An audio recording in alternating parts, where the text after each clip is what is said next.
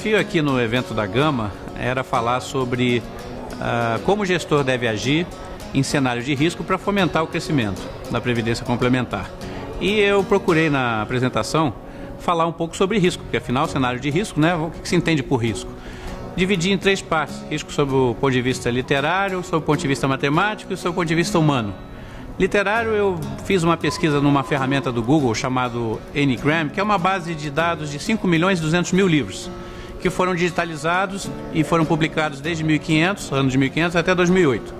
E o que eu fiz? Eu busquei, fiz uma pesquisa, quantas vezes apareceram as palavras risco e segurança de 1500 a 2008. E você percebe no gráfico que ele traz que a palavra risco, ela está sempre abaixo de segurança entre os anos de 1500 e 1960. Mas em 1960, a palavra risco aparece mais vezes nos livros, ou seja, o mundo ficou mais arriscado a partir de 1960.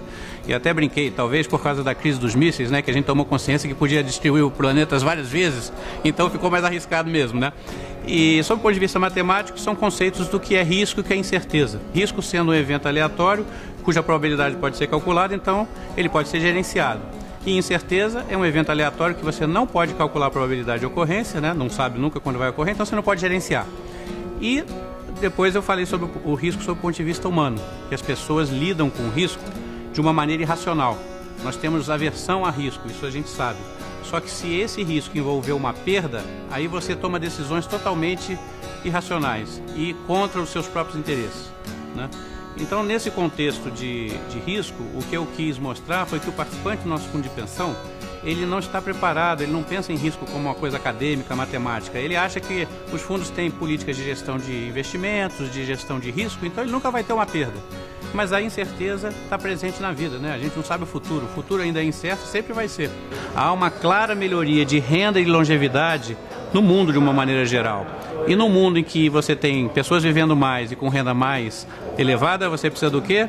Previdência complementar e coberturas de saúde para essas pessoas que vivem mais, né? Algo que possa lhes dar cobertura de saúde. Só que o que acontece? Você precisa poupar para a Previdência. Um jovem, quando ele olha a Previdência, ele olha com esse conceito de uma recompensa muito distante no tempo. Ele não vai se preocupar. E isso não vai mudar, né? Então tem uma boa e uma má notícia. A má notícia é que isso não vai mudar. Os jovens não vão mudar, isso não vai mudar no pensamento das pessoas. Só que a gente sabe que funciona assim.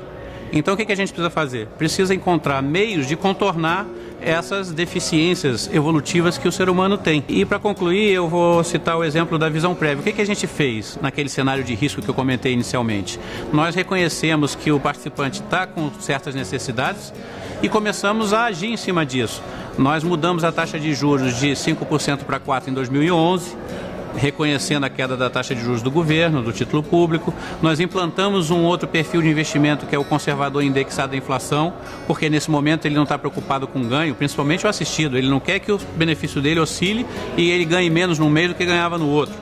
Então, colocamos um novo perfil para ele. Nós demos a possibilidade dele ter o reajuste do benefício uma vez por ano só, em vez de ter todo mês, dependendo da rentabilidade, porque isso dá estabilidade na renda dele.